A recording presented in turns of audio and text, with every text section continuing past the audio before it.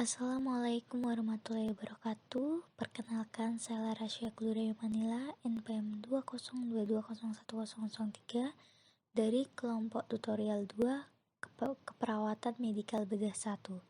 Pada kesempatan kali ini saya akan mempresentasikan hasil CBL ASKEP anemia kelompok kami yang berakuntakan Karimah Fahmawati, Larasya Gloria Agitya Rahayu, Alia Kansa, Beliawati, Caroline Putri, Diana Amanda, Emilatul Kiptiah, Endang Muftiah, Galuh Pratiwi, dan Ganda Safitri.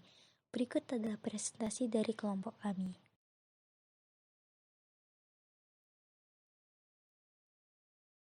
Adapun untuk kasus dari ASKEP anemia ini yaitu seorang wanita datang ke poli penyakit dalam dengan keluhan pusing, lemas, dan tampak konjungtiva anemis.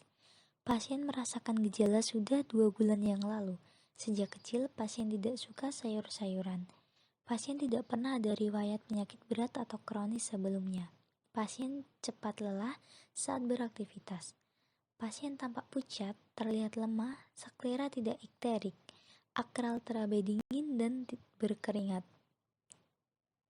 Hasil pemeriksaan laboratorium darah didapatkan hemoglobin 7,2 gram per dl, CRT pasien lebih dari 3 detik, tekanan darah 80/60 mmHg, nadi 115 kali per menit, respirasi 24 kali per menit, dan suhu 37,2 derajat Celcius. Pasien mengatakan 2 hari yang lalu sempat mengalami pingsan, kadang mual, dan muntah. Diagnosa yang ditegakkan dokter adalah anemia defisiensi besi. Data fokus, data objektif. Pasien tampak pucat, terlihat lemah, sklera tidak ikterik, akral teraba dingin, dan berkeringat.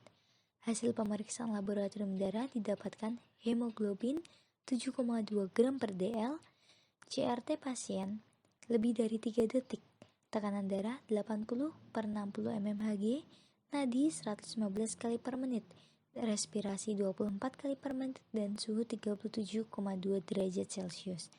Data subjektif, pasien merasakan gejala sudah 2 bulan yang lalu.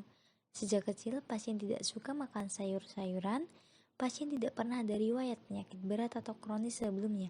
Pasien cepat lelah saat beraktivitas. Pasien mengatakan 2 hari yang lalu sempat mengalami pingsan, kadang mual, dan muntah. Asuhan keperawatan. Diagnosa yang diambil dari kelompok 2 yang pertama ada perfusi perifer tidak efektif dengan label D.0009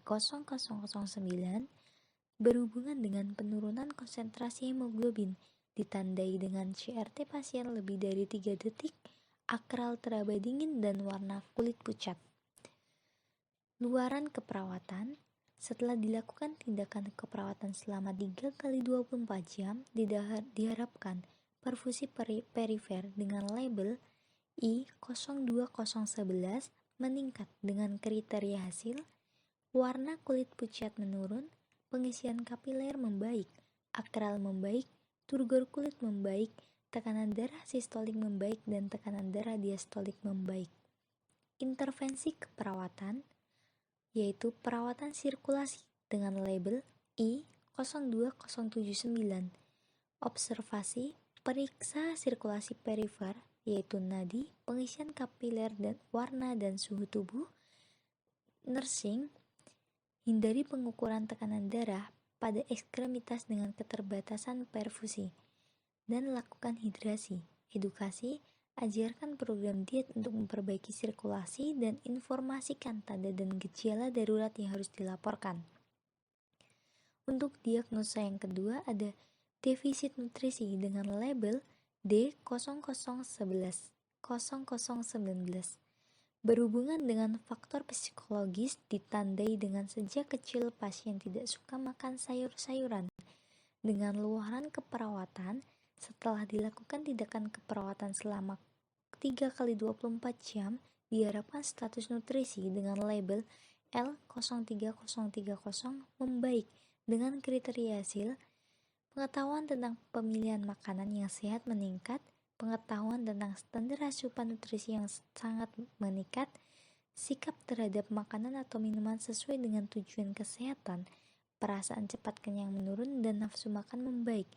Dengan intervensi keperawatan, yaitu manajemen nutrisi dengan observasi, identifikasi status nutrisi, identifikasi alergi dan intoleransi makanan, identifikasi makanan yang disukai, dan identifikasi kebutuhan yang disukai, identifikasi kebutuhan kalori dan jenis nutrisi, dan monitor hasil pemeriksaan laboratorium. Nursing, sajikan makanan secara menarik dan suhu yang sesuai, berikan makanan tinggi serat untuk mencegah konstipasi, berikan makanan tinggi kalori dan tinggi protein.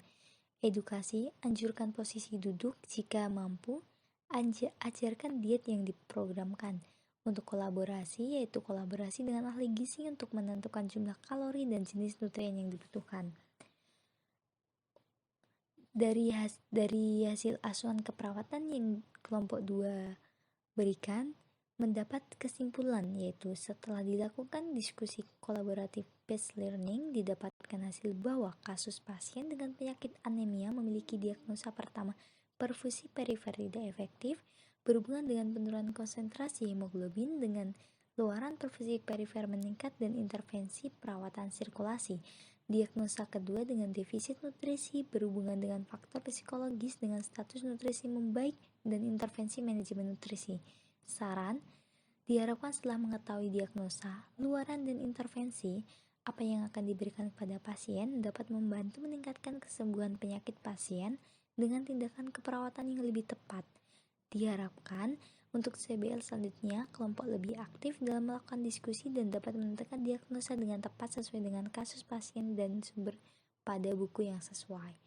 Cukup sekian presentasi CBL ASGAP anemia yang dapat kelompok 2 sampaikan. Ada kurang dan lebihnya mohon maaf. Apabila ada pertanyaan bisa disampaikan. Terima kasih. Wassalamualaikum warahmatullahi wabarakatuh. Salam sehat.